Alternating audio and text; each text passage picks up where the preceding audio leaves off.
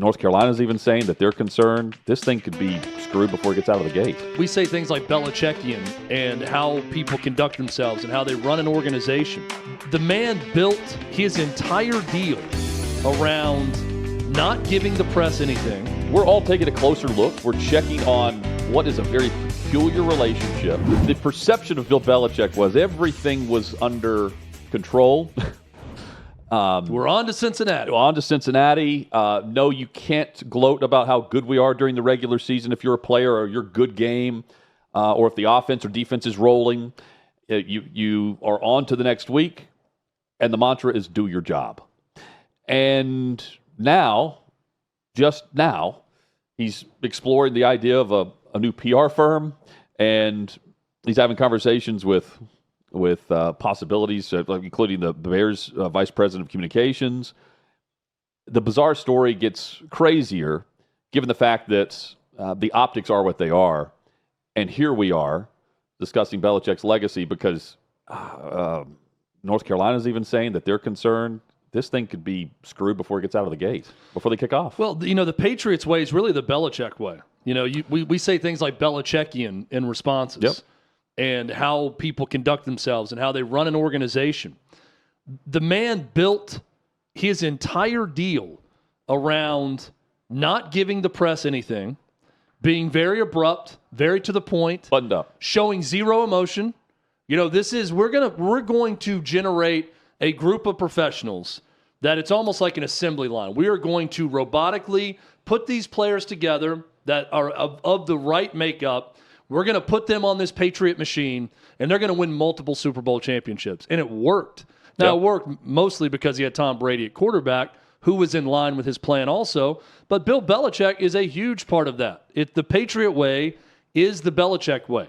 So we've gone from this guy who won 8 Super Bowls, who is a legend, to now a guy who's outwardly mocked by people around the league, according to Albert Breer. It's crazy how quickly this thing has fallen completely off the tracks. Well, he from where it was. They seem unfazed by it. The couple, congrats to the happy couple. I'll say that, whatever. But we're all taking a closer look. We're checking on what is a very peculiar relationship, a public-facing couple who seem to want to be left alone, all the while promoting Belichick's new book to launch this, the book, but also seeing what we saw on CBS Mornings, which was an interview that turned into like a worldwide privacy tour. We want privacy, but we're doing it publicly. I can't believe this is St. Belichick, the guy that gave a 400-page organizational Bible, for lack of a better way to describe it, to the program at North Carolina and said, before he was even offered the job, said, I'll accept the job, but you have to agree to this. And so now he's exploring this new PR firm. I'm trying to find a PR specialist for the book tour, by the way. That will also help the overall interests, is what Pro Football Talk is writing, the overall interest of North Carolina football in their program. But this is a program, Chad, that has the backing in Chapel Hill. They transferred $21 million from other funds to the athletic department last year. And that was even before they had the new coach. They gave Belichick the $10 million a year, and $30 million guaranteed, $5 million to his staff, other millions to other parts of the football program. That's different for Carolina. And we can dive into the Tar Heels end of this, certainly, and maybe that's a separate discussion altogether on how it reflects on them. But the way this reflects on Belichick is it's unorganized, it is unconventional for him, and it's just bizarre. It's peculiar. It's distracting. And he's taking over a program that's not that good. They have won, where have they finished? Carolina, a school that they've got an identity for basketball. And now he can mold this into the Belichickian way. That was the thought. But he's doing it at a level where he hasn't had any experience. But he has all the experience in the world as a coach. But Bill Walsh did something like this. And it didn't turn out that well at Stanford. But we don't remember Walsh for that as much as we do in majority of everything else he accomplished. Chad, if this goes awry, or it just ends in just a crash, how can it not reflect on his legacy? Because I was one that said it won't, no matter what happens. His legacy is Patriots. And now, the way that it is the about face, it has to say something about the way he has taken away from the professional angle that he's always had with the football team he's coaching. Yeah, I don't think that they're holding up very well. Like I think there are a lot of cracks being shown also, especially they being who? The couple. Oh, the couple. Like I think that they're still together, and whatever love they have is still strong, I guess. But Jordon Hudson is calling reporters, and she's posting on Instagram these weird emails from Bill Belichick about what people are saying in the media about his book tour or about his book, and the wrong takeaways coming from the book, and the wrong excerpts, and this and that, and they're meticulous detail they're from cracking. him. Like my takeaway is they are cracking publicly before our eyes. He's hiring a PR firm not just for the book tour, but possibly to work with North Carolina football also on how to mitigate this just total disaster of PR that he's getting right now. SNL is doing the cold open and mentioning Bill Belichick and his 24-year-old girlfriend. This is bad. Well, we saw it in the Brady roast. This is a legacy blocker to me. Like this could end up spiraling into what we remember in the end about Bill Belichick being the end of his career if he does not get her under control. Well, but think about this. This is not him. Like I think he could still be the same as a coach. Like this is him being so submissive to her that he's allowing her to run everything. Well, he's got to get control and at least take her out of the public eye in all of this. Well, there's a way to move forward, and they could stay together also. I have no idea. To me, she doesn't release the email unless he knows about it. She's forwarded on all these emails, by the way. She's copied on all of them. Like that's the other thing. Is like through Carolina, he's requested that everything go through her, and she's put this out.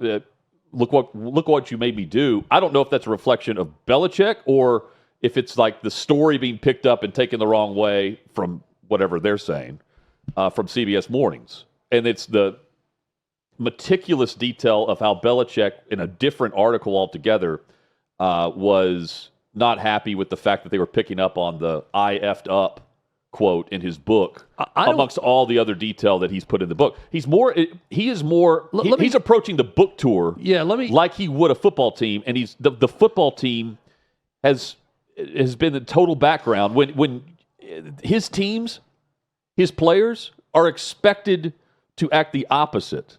And I haven't heard a single thing about North Carolina football since he took over. I don't think he wrote that email.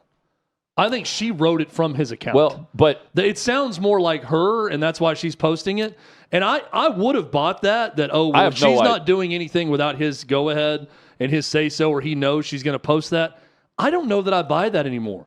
I think she is calling the shots. Oh, she is. And she's doing whatever she wants, and she's going to post on social media whatever she wants. And I think that Bill Belichick may just now be starting to realize how bad he looks in this whole situation. Well, I don't think they think they look bad at all. I think they want the public perception to change. He's clearly handed over the decision making power for from the PR perspective as to what happened on camera for the CBS Mornings interview, which I don't know why. Side note, I don't know why CBS didn't go back for a second round. Remember that was part of the story. Like they tried to salvage what they could, and I'm like, why would you not go back into that craziness and see what happens again? The reporter said he was spooked by it, that it was just so disturbing, and that with her storming off for 30 minutes, and there were so many delays, and she expected Belichick to follow her. They didn't want to mess with it, and I kind of don't blame them because it was sort of a puff piece. It's a CBS Sunday morning show thing that's talking about the book. But if they would have been offered another day of that, yeah. Well, also it was. I really don't think this is what's so weird about the whole. There's many weird things about it. Let me say.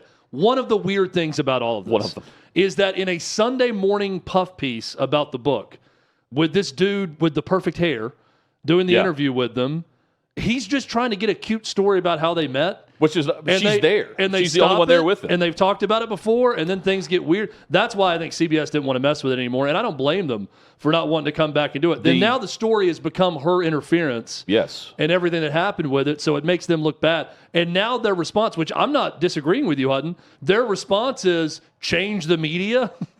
The media is really reacting to this wrong. And this relationship, I need to hire a PR firm to come in and change the media and people's response to something. That's not how PR firms work.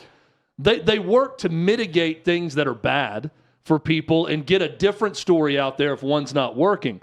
This story's not working for either one of them. Well, it's making both of them look bad right now.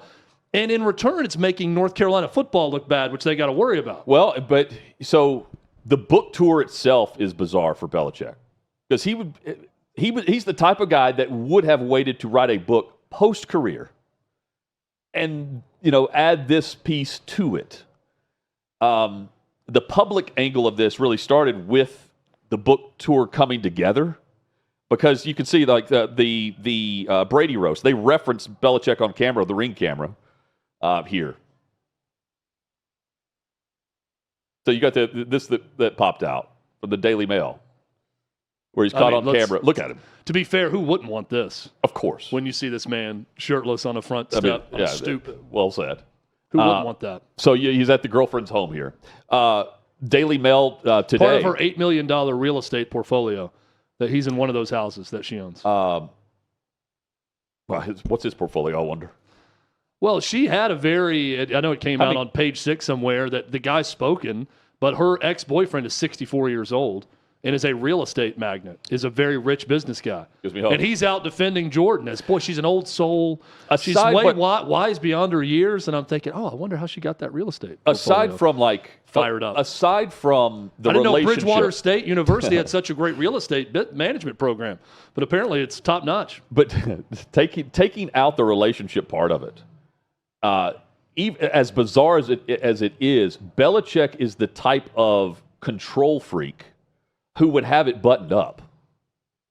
Like it wouldn't be like this. This is the about face that is so strange. Is that how public it is and how just kind of nonchalant it's been. It's like she's representing him publicly, but also the background is the relationship, and then it's like walking on the field, dressed to the nines, is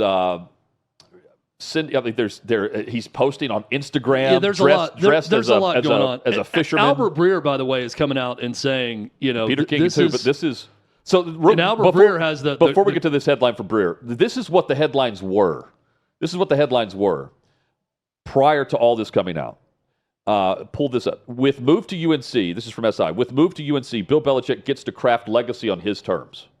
From the AP, win or lose at North Carolina, Bill Belichick's NFL legacy is already cemented. From the Assembly, UNC's risky Belichick math going into the finances of the contract with him. And then another one about Hard Knocks helping propel the view of the university, the popularity of Belichick taking over and what it could do for the university. And all of a sudden, book tour starts, and now everyone's saying way different things, like Albert Breer. Well, Albert Breer is talking about being on group messages with scouts and coaches and people around the league. And he's a punchline for so many people in the league right now from Albert Breer and talking about how it's just a joke. I think we got to allow for the possibility the guy's just lost it. Like he's in love with a 24-year-old, and he has completely lost his way, and he's no longer the control freak he was before. He is willing to let her to control everything for North Carolina football, and in doing so, he's going to ruin the end of his career. Well, however long it's going to last. And right now, I don't see it lasting past the season. I don't disagree there about also who's in control. If you're a mom of a player that wants to go to North Carolina, like I understand like the frat boy look at this and like, man, that's really cool, 73-year-old guy with his hot 24-year-old. Yeah. I don't know if moms have a big say in the decision right now with NIL and everything else going on, but I got to think that's kind of awkward when you're the mother of the recruit that goes on campus and it's like, here's my 24-year-old girlfriend, now send your son to play with me. See, I just don't That think may help any of this recruiting. I don't think any of this is positive right now for Bill Belichick. No, is my but point. so well, something is. they've but been nothing else. They've been together though for like 2 years or something. And it just rewind to last fall. It's Matt Patricia that's acting in this role for him. It's not her. So this is all like sudden and very public. And he's like, she's in the room on camera. So that's what, like Patricia, we know this because on Manningcast, someone on social was zoomed in on Belichick's notes like this. And at the top, it's from the email. Manningcast had sent Matt Patricia all the questions that they could possibly bring up with him on that evening on Manningcast when he joined them. And it was Matt Patricia, it was on the email, please forward to coach. And then he printed it off and had it ready for Belichick that evening. Like he was the same type of protocol. It was just with Matt Patricia and not Jordon Hudson, but she would still be in a relationship with the guy. So that's the other part is like, as a part of everything that UNC had to agree to, was she a part of it? There's in the story from the Daily Mail today. Let me pull this up. There's a quote towards the end, Chad. We read through this, where it's detailing a writer and his Greg Woodfield is his name. He had a 30-minute conversation with Jordon Hudson. She called him finally about it was going to be a positive piece, more or less, of her. But about inaccuracies in previous reporting that she wasn't happy with, that they needed to retract. Yes, she was adamant about that. But it was reported in March that Belichick had requested Hudson be copied on all UNC emails sent his way. And one of the sources here says, we all had so many questions. One writer is a source, but one writer. We all had so many questions, but there's one question that I don't think any of us were asking right at the beginning. How much control would Bill Belichick's girlfriend have over not only him, but the Carolina football program? Yes, you read that right.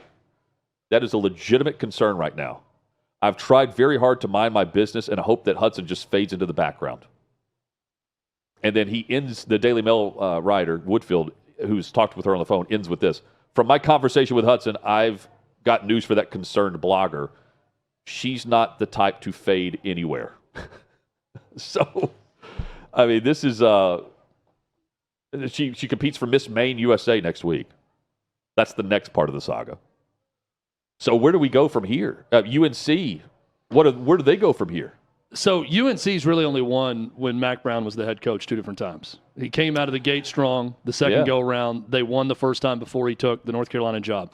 Outside of that, coaches at North Carolina football are guys like Carl Torbush and John Bunting and Everett Withers and Larry Fedora. Everett Withers, yeah. So this is a program that does not have a ton of success behind it. No. So it's not like he's going in to wreck some prestigious program that's been winning for a long time. So any amount of winning is a bonus for North Carolina football. Let's put it there on the football field first. If he wins it all, it's a good thing for North Carolina football. Yes. And that was the thing when they hired him. That's why they took a chance on a 73 at the time-year-old guy to come in and coach the team. But I just... Is it worth this level of publicity? Again, they are a punchline on SNL to open the show. Him and his 24-year-old girlfriend. That is not what you want as a major college football program. Especially in an era right now where you have to pay at North Carolina to get really good players to come play for you. You have to pay. And it was tough before, the ACC but has it's to pay really for tough publicity. Now. I just don't know how they manage. If things don't change dramatically and she completely goes to the background and stops being a part of the program, I don't know how they can move forward. I have dug some. I was able to dig some details on like the financial backing beyond just the coaching staff and their salaries, including Belichick, on what UNC has done to put emphasis on football and the athletic department, which they normally don't do. They don't take money from the university and then funnel it and move it. They've moved $21 million over just for budgetary reasons in order to invest and hope that the rising tide, pardon the pun, helps them become more like Alabama, where they have success and more students want to potentially attend the university. They don't have many out-of-state students, and they far less.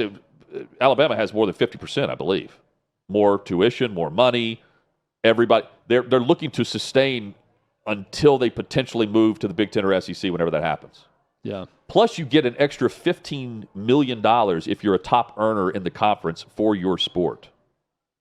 From the new, from the agreement, the settlement. The revised agreement. So they can get an helps that's Florida State huge. and Clemson and others. Yeah. If they're going to have a bigger part of the television audience. They have far more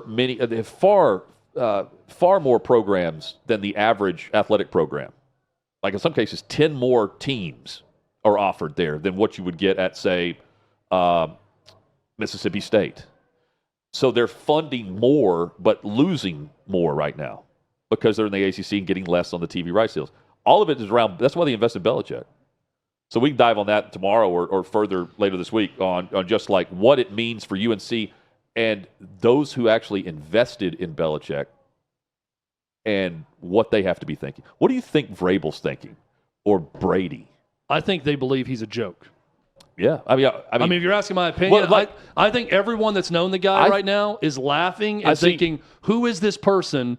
And this is a late life crisis. This is not a midlife crisis. He's in his 70s. Well, this is a late life crisis for Bill Belichick. Is it just happening, or did we see the beginning stages of it when he had a defensive coordinator, a special teams coach, moved and started calling plays on offense? You know what I mean? Like, did we see it already tip over in New England? I don't know, but we're asking the same questions then about what is he doing? It's a 24-year-old girl running his life in existence. But that's the comedy in But all okay, this. but keep in mind, for a year and a half plus, we haven't heard anything about it.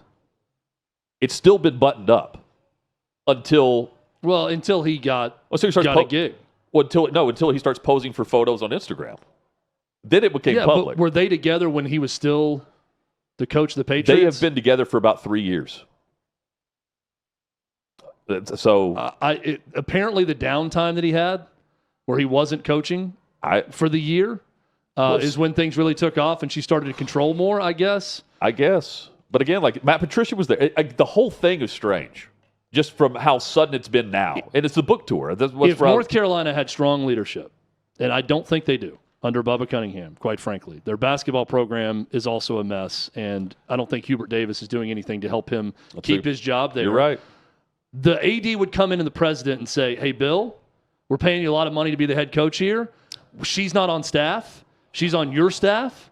Keep her away from our program. Yeah, we're not paying her. Right. You are a steward of North Carolina football. You're not North Carolina football. You're right. We want her out of the public eye when it comes to North Carolina football. We cannot dictate to you what you do in your personal life or dictate to you your relationships. But we can tell you to keep her away from North Carolina football. And that's what we're doing. That's what strong leadership would say to Bill Belichick. Unless they've agreed to that 400-page Bible that includes the manifesto? That includes her. I don't know. I mean, it's just maybe they can't. Turn to page 325 in the 400-page manifesto to find out where Jordon Hudson's involvement in the program lies. Page 2, you'll see the table of contents. The director of First Impressions, Jordon Hudson, will be privy to all information and have access to every North Carolina facility and completely run our media for the team. Now, briefly, just tongue-in-cheek here. No strong leader would agree to that, by the way. No. Now, imagine if they paid Nico, whatever they were discussing, whether or not Nico would transfer there. You'd have Nico's dad and her. Even Jordon Hudson said, not worth it. She came back and said, wait a minute, $4 million for this guy? Not happening. Or $1 million for the South Alabama guy who was more productive? Yeah. We'll take the South Alabama guy for cheaper. They need it for a new PR firm now. The only good decision Jordon Hudson has made recently was saying no to Nico. That's it. And we know who said no. Who's definitely her. Yes. Stay tuned. More coming here on Hot Mic.